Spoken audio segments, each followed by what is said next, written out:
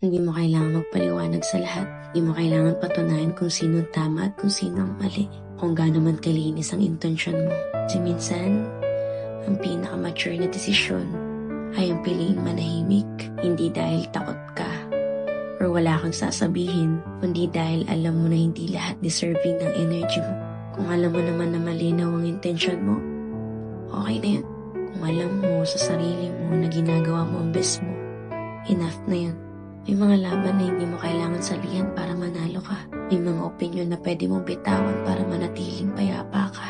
At may mga araw na ang tunay na panalo ay piliin ang sarili mo. Kaya kung kailangan mo marinto ngayon, hindi ka mali dahil pinili mo mapagod sa pag-explain.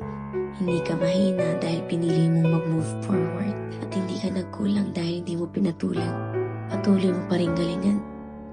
Dahil sa lahat ng laban mo, sa